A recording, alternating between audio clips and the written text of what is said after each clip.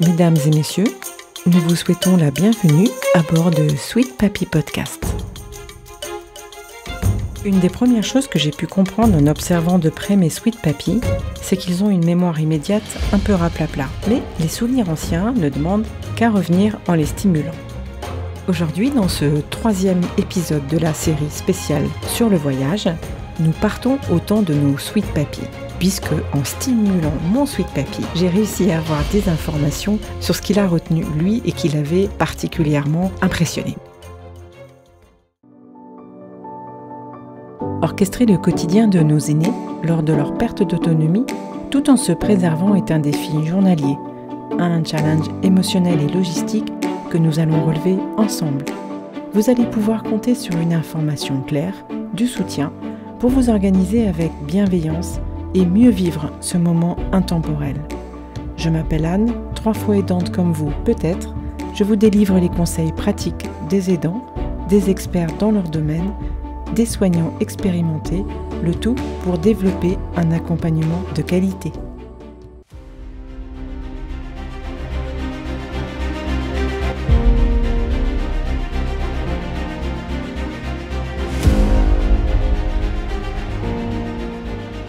Mon premier Sweet Papy m'a rappelé combien les années 60 avaient vu de grandes prouesses technologiques. La génération des baby boomers s'était mise à parcourir le monde. Le voyage était sans mode d'emploi. Ce phénomène allait se décupler au cours des 10 années suivantes, alors que voyager allait devenir de plus en plus organisé. Cette époque des 30 glorieuses, lorsque certains d'entre vous étaient tout petits, d'autres moyennement grands. Une époque de super-héros, le début des grands voyages sur mer, sur terre et bien sûr dans l'espace. Alors nos parents, ils ont vécu ça en direct. Moi, je me souviens d'avoir entendu parler par mes grands-parents de certaines dates importantes. Le 11 mai 1960, rappelez-vous. Lancé en mai 1960, le paquebot France voit s'achever ses aménagements à Saint-Nazaire.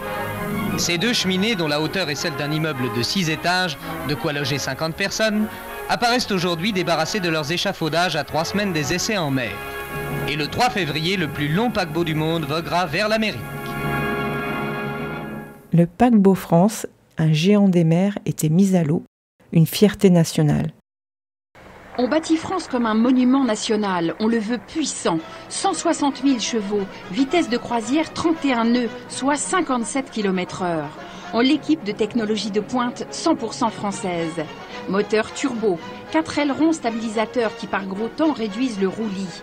Eau de mer distillée à bord, climatisation, le téléphone pour appeler le monde entier, la radio en cabine et même la télévision interne qui raconte la journée sur le paquebot.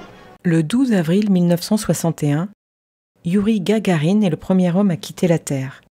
2 heures dans l'espace, une orbite complète autour de la Terre. Je vais bien, dit-il. J'observe la Terre. Je distingue le relief, les forêts, les nuages.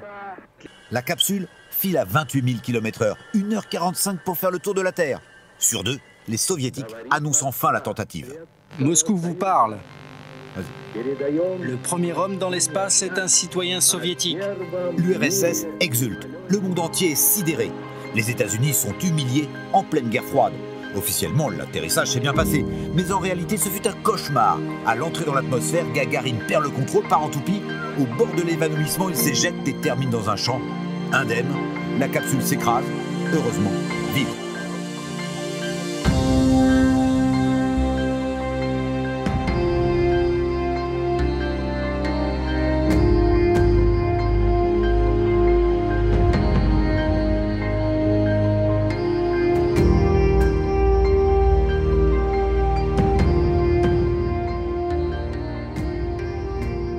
En 1962, le tunnel du Mont Blanc est inauguré.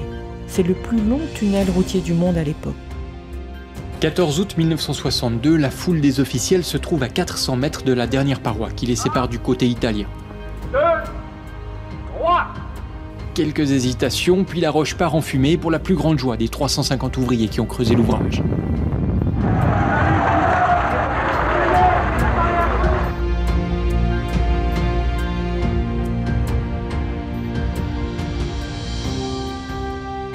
En 1966, édification des Twin Towers, 110 étages, 2 tours, les plus grands gratte-ciel du monde, jusqu'en 2008.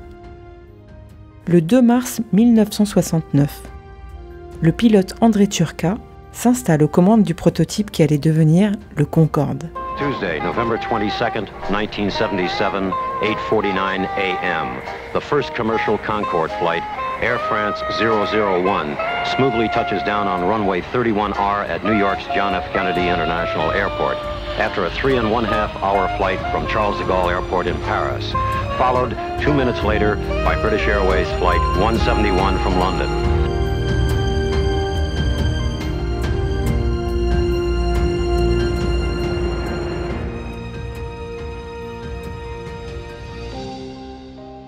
Et puis peut-être l'apothéose.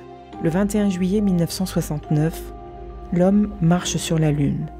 Il revient sur Terre avec le vaisseau Apollo. Okay, all flight controllers going around the horn, gonna go for undocking. Okay, retro, go. Fido, go. Guide, go. Control, go. Telcom, go. GNC, go. Ecom, go. Surgeon, go. Capcom, we're go for undocking. Okay, engine stop. APA at a descent. Boat control, both auto, descent engine command override off. Voilà, grâce aux exploits passés et à la liberté retrouvée, le voyage était sans mode d'emploi, sans contrainte aussi importante en fait qu'aujourd'hui. Alors voilà ce que disaient nos anciens qui avaient testé toutes les nouveautés possibles et qui nous paraissent si normales aujourd'hui quand on part en voyage. Les voyages ne se préparaient pas, ou si peu. Nous partions avec le moins de bagages possible, le minimum de médicaments. Le voyage devenait un but en soi, qui se construisait en chemin.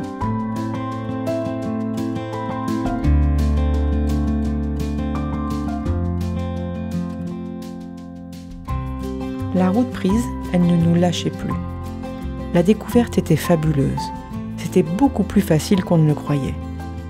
Et par surprise, le monde était hospitalier, souvent bien plus qu'en France. Les gens se montraient chaleureux, la vie était peu chère et en prenant des précautions élémentaires, les pays étaient sûrs et les maladies rares. On pouvait encore dormir à la Belle Étoile, en camping ou dans des chambres poussiéreuses d'hôtels cafardeux. Qu'importe, le virus du voyage était inoculé. Et nous n'étions pas les seuls à faire cette découverte. Beaucoup de jeunes de notre âge, de tous les pays et de toutes les classes sociales, se rencontraient et voyageaient de concert.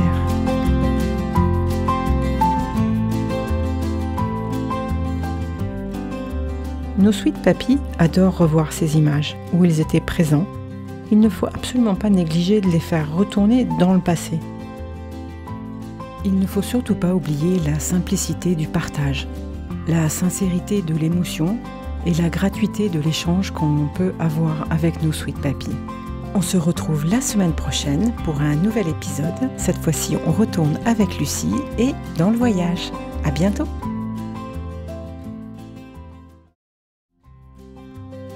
Encore merci d'avoir suivi cet épisode où la parole doit rester protectrice et les mots portés par le cœur. Si les thématiques abordées dans ce podcast vous ont intéressé ou vous êtes concerné, retrouvez-moi sur les réseaux sociaux. Je me ferai un plaisir d'en discuter avec vous et pourquoi pas de vous interviewer. Pensez à partager l'univers de Sweet Papy, abonnez-vous et notez 5 étoiles sur Apple Podcast ou Spotify avec un petit commentaire. À très bientôt, prenez soin de vos proches.